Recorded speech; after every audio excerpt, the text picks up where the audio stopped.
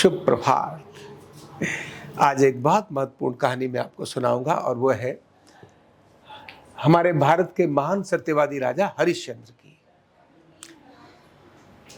ऐसा राजा जिसके कारण से देश अपने पर गौरव करता है। ऐसा राजा जिसके कारण से भारत भारत है। ऐसा राजा जिसने श्रेष्ठ परंपराएं कैसे संचालित की जाती हैं, जिसने अपने जीवन आदर्श से हम सबको सिखाया हो। ऐसे राजा हरिश्चंद्र की कहानी। उनके बारे में कहते भी हैं कि चंद्र टरे सूरज टरे, टरे जगत व्यवहार, दृढ़ व्रत श्री हरिश्चंद्र का, टरे न सत्य विचार। माने सत्य पर किस प्रकार एक व्यक्ति खरा उतर सकता है, इसका अगर आदर्श देखना हो तो राजा हरिश्चंद्र को देखने की आवश्यकता है। बहुत पुरानी बात है कि पृथ्वी पर राजा हरिश्चंद्र राज्य करते थे। राजा हरिश्चंद्र का जन्म भी बनारस और अयोध्या के पास में, यानी अयोध्या जिसको माना जाता है, वहीं पर हुआ था। और काशी उस समय नगरी थी, और वो जो सारे शहर हैं, आजकल तो बनारस भी नाम हो गया है।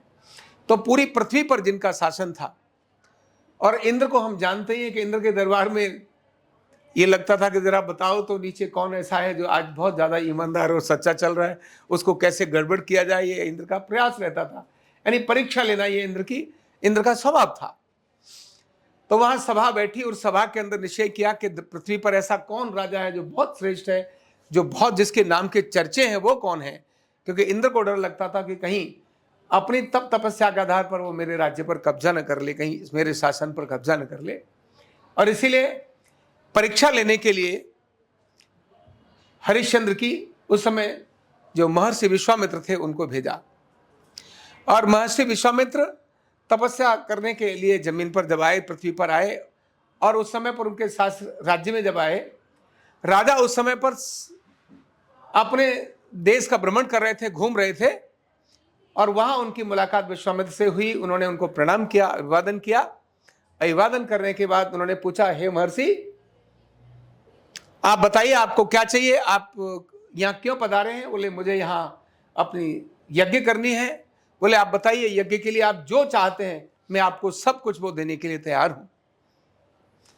उन्होंने कहा अभी तो नहीं, पर जब मुझे जैसी जरूरत पड़ेगी मैं तुमसे मांग लूंगा। उन्होंने कहा कि आप जो चाहिए मांग लीजिए। तो उन्होंने कहा मैं जब जरूरत पड़ेगी तो मांग लूंगा। जब मांगने की बारी आई तो कुछ दिनों के बाद महर्षि विश्वामित्र हरिश्चंद्र की सभा के अंदर आते हैं। जब उस समय सभी दरबारी उनके बैठे हुए थे और उसमें प्रवेश करते हैं। राजा ने उनको पहचान लिया और पहचान कर उनको सादर प्रणाम किया कि हे ऋषवर, आप मेरे सभा में पधारे, मेरा सौभाग्य है। आप बताइए आपके आने का प्रयोजन क्या है, आदेश करिए। उन्होंने कहा कि राजन, मुझे संकोच होता है कि मैं यहाँ आप तुमसे मांगूं, कैसे मांगूं, मेरा मन मांगने के लिए मुझे रोकता है। राजा कहते हैं कि नहीं महर्षि, आप जहां पधारे हैं यहां आने वाले हर व्यक्ति की जो भी इच्छा है वो पूरी की जाती है। आप मांगिए, आप संकोच मत करिए। आप ये कहकर मेरे को मेरे प्रति और घृणा होने लगती है कि मैं ऐसा क्या हूं जिसके कारण से आपके मन में ऐसा विचार आया। और महर्षि उनको कहते हैं कि ठीक है, अगर आप तुमको देना ही है तो फिर मैं आपसे जो मांगता हूं वो मुझे दीजिए। उन्होंने कहा बताइए महर्षि। उन्होंने कहा आप अपना मुझे सारा राज्यपाट दे दीजिए, अपना जितना वैभव है, आपका जितना त्याग है, जितनी तपस्या है, वो सारे पुण्य आप मुझे वो अपने सारे दे दीजिए। जो आपका नाम है, जब यश और कीर्ति है, ये सब आप मुझे दे दीजिए। तो राज्यपाट भी मांग लिया, व्यक्ति की यश कीर्ति भी मांग ली, वैभव भी मांग लिया, सब कुछ मांग लिया महर्षि ने। और उन्होंने कहा ये मैं आपको आपके कमंडलों में अर्पित करता हूं। ये तो बहुत छोटी सी बात थी, अगर आप मेरे से मेरे प्राण भी मांगते तो मैं आपको वो भी दे सकता था। ये तो राज्य है, इसमें क्या है, आपने जो मांगा ये तो बहुत छोटी सी बात है। सारा कुछ उनको देने के बाद अब महर्षि ने कहा कि नहीं राजन, जो भी दान दिया जाता है, दान के यानी कुछ भी अगर आप कुछ दान देते हैं तो उसके साथ में कुछ न कुछ अरसरफी या कुछ धन जरूर देते हैं, पैसा जरूर देते हैं, तभी वो दान है। जैसे गौ दान करते हैं तो उसके ऊपर कुछ पैसे देते हैं, आप किसी को भी कुछ दे रहे हैं तो उसके ऊपर कुछ पैसे देते हैं, ये बहुत जरूरी होता है। बोले ठीक है, तो मैं आपको 1000 असरफी आपको मैं इसमें आपको आपकी दक्षिणा के रूप में देता हूं। दान के ऊपर दक्षिणा देते हैं, तो मैं दक्षिणा में देता हूं। महर्षि शांत थे। तुरंत राजा ने इशारा किया अपने को, जो खजांची थे उनकी तरफ, कि आप 1000 असरफी ला करके महर्षि को आप दे दीजिए। जैसे ही उन्होंने कहा 1000 असरफी, तो तुरंत महर्षि ने उन्होंने कहा राजन ठहरो। राजन नहीं, उस व्यक्ति को बोला ठहरो, अब इस राज्य के राजा हरिश्चंद्र नहीं है, अब इस राज्य का राजा कौन है? मैं हूं। इसलिए असरफी पर मेरा अधिकार है, आप इसमें से एक भी पैसा नहीं दे सकते। तुरंत राजा को ध्यान में आया, अरे ये तो मैंने सब दान में ही दे दिया, अब तो ये मेरा तो कुछ है ही नहीं, तो मैं कैसे दे सकता हूं। उन्होंने एकदम क्षमा मांगी, क्षमा करना महर्षि, मेरे से भूल हो गई, ये तो सही है कि सारा तो मैं आपको दे चुका हूं, तो ये मेरा है क्या, इसमें कुछ भी नहीं है। फिर उन्होंने कहा ठीक है, मेरे को आज शाम तक का मौका दीजिए, अगर शाम तक अगर मैं आपको अपना ये सारी असरफी आपको दे दूंगा। उन्होंने कहा ठीक है, दिया। राजा ने बहुत सारी यति सोची विचारी, लेकिन वो कहीं भी सफल नहीं हो पा रहे थे। अल्टीमेटली उन्होंने काशी के बाजार में और अपने को और उनका जो बेटा था रोहित और पत्नी तारा, ये तीनों निकल पड़े और जाकर के उन्होंने अपनी बोली लगाना शुरू की। राजा ने अपनी बोली लगाना शुरू की कि ऐसा कोई व्यक्ति है जो मुझे खरीद ले। यानी वो राजा था हरिश्चंद्र, आज वो अपने साम्राज्य के अंदर ही और अपनी बोली लगा रहा है, अपने को खुद को बेच रहा है। ऐसा इतिहास में इससे पहले कभी हुआ नहीं कि राजा अपने ही राज्य के अंदर दान दे दिया और उसके ऊपर भी मना कर सकता था, महाराज मैंने इतना सब कुछ दे दिया और क्या चाहिए, लेकिन नहीं, अपनी दृढ़ निष्ठा कितनी तगड़ी कि खुद को बेचने के लिए तैयार हो गया और बाजार में वो अपने को बेचने के लिए जगह जगह बोली लगाता है। बड़े बड़े धनी श्रेष्ठ जो लोग थे, पैसे वाले लोग थे, वो सब राजा को देख करके दूर भाग जाते हैं, कोई उनको खरीदने के लिए नहीं आ रहा है। इतने में एक स्थान पर वो एक शमशान घाट का एक जो देखने वाला व्यक्ति था, उसको लगा कि भाई मेरे को एक व्यक्ति चौकीदार चाहिए, और वो आता है और कहता है हाँ मैं आपको खरीदने के लिए तैयार हूं, कितनी पैसे आपको चाहिए, आप अपनी कितनी बोली लगाते हैं। बोले मुझे सिर्फ 1000 असरफी चाहिए। उन्होंने कहा ठीक है, आपको 1000 असरफी में देता हूं। उस शमशान घाट का जो मालिक था, जो कलुआ था, उसने 1000 असरफी में इनको परचेज कर लिया। उन्होंने कहा आप मुझे थोड़ी देर की मोहलत दीजिए, ये जिससे मैंने पैसा लिया उसको मैं देकर आता हूं, फिर आपकी सेवा में हाजिर हो जाऊंगा। उन्हें अपना वो दास चाहिए था, दास बनाना था। जो चौकीदार कालू था उसको अपना दास चाहिए था। 1000 रुपए 1000 असरफी लेकर के ये विश्वामित्र के पास आते हैं और उनको दे करके और फिर से अपने उस स्वामी के पास पहुंच जाते हैं। और उसने वो ड्यूटी लगाई कि तुमको इस शमशान घाट की पूरी देखरेख करनी है, इसकी चौकीदारी करनी है।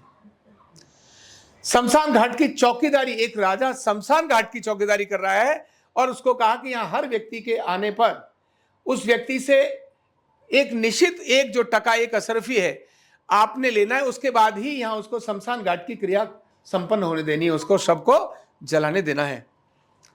बिना कर के, बिना टैक्स के आप यहां किसी को जलाने के लिए नहीं देंगे। और घटना कितना विकट मोड़ लेती है कि इस सारे चौकीदार बनने के बाद जो तारा रानी जो राज्य के अंदर रहने वाली थी, उनका बेटा अभी बहुत छोटा ही था, और वो कहाँ एक राजकुमार की तरह से पलने वाला, आज कहीं दूर किसी के घर में जो कुछ मिल गया, जो कुछ सेवा पानी कुछ हो गया तो हो गया, नहीं तो ऐसा अपना जीवन जी रहा है। सुबेरे इसकी ड्यूटी थी, जिस घर में रहती थी, छोटी कुटिया में रहती थी, कि जाना और अपने जिनके जो खाना खिला रहे थे उनके लिए पूजा के लिए पुष्प लेकर आना, ये जाने का काम था। पूजा के लिए पुष्प लेने के लिए जा रहे थे।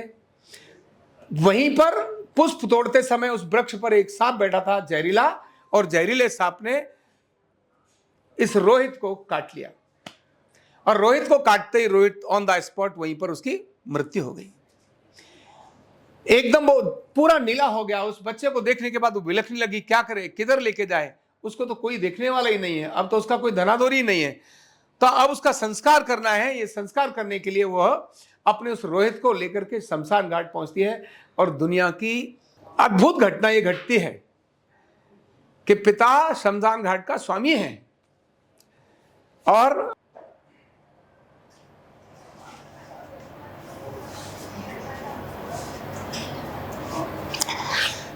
उसकी पत्नी अपने बच्चे को अपनी गोदी में लेकर के आती है, और मरा हुआ पुत्र है, उसको लेकर आती है और उसको ढककर कहती है कि मुझे अपने बच्चे का संस्कार करना है। संस्कार करने की जब बात कहती है, आवाज को सुनकर के हरिश्चंद्र पहचान लेते हैं कि ये कोई तो मेरी अपनी तारा की आवाज है। और वो जब देखते हैं कि ये बोले तुम्हारा नाम क्या है, वो कहती है मेरा नाम तारावती है।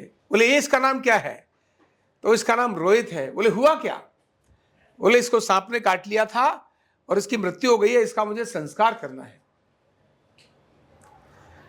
अब इतना सुनने के बाद संस्कार की प्रक्रिया उसके साथ ये थी कि उसको उसमें से कफन लेने के लिए, मतलब उसके लिए एक कोई ना कोई टैक्स चाहिए था। उन्होंने कहा बिना टैक्स के तो मैं कुछ करूंगा ही नहीं, इसलिए आपसे मुझे कुछ इसका संस्कार करने के लिए कुछ टैक्स दीजिए, यानी कुछ कर दीजिए।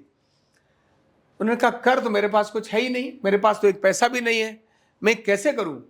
बोले आप, अब तारा कहती है ये तो आपका ही पुत्र है, अब इसका संस्कार करना ही है। बोले नहीं, ये बेशक मेरा पुत्र था, लेकिन मेरा धर्म है कि मैं जिसके पास काम कर रहा हूं वहां पर उसने मुझे आदेश दिया है कि बिना किसी कर के आप इस किसी का भी संस्कार नहीं करेंगे, और मैं कर ही नहीं सकता। कितना बड़ा संकट, सामने पड़ा हुआ पुत्र है, पत्नी प्रार्थना कर रही है और इसका संस्कार करना है, लेकिन यह व्यक्ति संस्कार के लिए उसे कई कर चाहिए ही। इतने में तारा को ध्यान में आता है, एक छोटा सा एक ही वस्त्र तो था उसके पास, उसी वस्त्र को जो पहने हुई थी, आधा उसको फाड़ती है और फाड़ करके आधा उसको जब देती है, जब उसको देती है तो वह संस्कार करने के लिए तैयार होता है। इतनी बड़ी घटना कि पुत्र, माता और पिता एक साथ, और पिता के और माता के बीच में कितना बड़ा एकदम संकट। ये इतिहास की अद्भुत घटना है कर्तव्य परायण को लेकर के, कि अपने कर्तव्य के सामने चाहे कितना भी अपनापन क्यों ना आ जाए, लेकिन कर्तव्य कैसे राज्य का पहले रखा जाता है, यह इस घटना से देखने को मिलता है। इसी समय पर जब वो फाड़ती हैं तभी स्वयं विश्वामित्र पैदा हो जाते हैं, प्रकट हो जाते हैं, और विश्वामित्र प्रकट होने के बाद कहते हैं कि राजन, मैंने आपकी परीक्षा लेनी थी, आप अपनी परीक्षा में सफल हुए। आप, आपका पुत्र और आपकी पत्नी जब तक यह पृथ्वी रहेगी तब तक सत्यव्रती के नाम से, सत्यव्रती के नाम से, सत्य पर जीवन जीने वाले के नाम से आपका नाम हमेशा के लिए अमर होगा। और उन्होंने कहा कि मैं अब आपका राज्य भी वापस करता हूं और आपके पुत्र को भी जीवित करता हूं। और उन्होंने उनके पुत्र को भी जीवित कर दिया। यानी भारत में ही ऐसी घटना घट सकती है। राजा को पता है कि हम, मेरा पुत्र है, अब पिता का पुत्र मोह नहीं जागा। पत्नी को पता है, इससे पहले एक घटना और भी घटी थी कि जब तारावती जल लेने के लिए नदी में गई थी और गगरी उठ नहीं पा रही थी, तब हरिश्चंद्र ने गगरी को उठाने से मना कर दिया था कि नहीं, मैं कालू का चौकीदार हूं, मैं इस गगरी को नहीं उठाऊंगा। यानी ऐसी दोनों घटनाएं अलग अलग हुई। लेकिन इस पूरी घटना से अपने को सीखने के लिए मिलता है कि भारत का इतिहास कितना धनी है, भारत का इतना इतिहास कितना सत्यवादी है। एक व्यक्ति को मौका मिल रहा था कुछ भी गड़बड़ करने के लिए, अपने अपनापन अलग से दिखाने के लिए, लेकिन फिर भी अपने वचन पर, अपने नियम पर किस प्रकार का रहा, यह अपने आप में बहुत अद्भुत घटना है। ऐसे सत्यवादी हरिश्चंद्र की यह घटना हम सबको अपने कर्तव्य परायण होने की एक प्रेरणा देती है।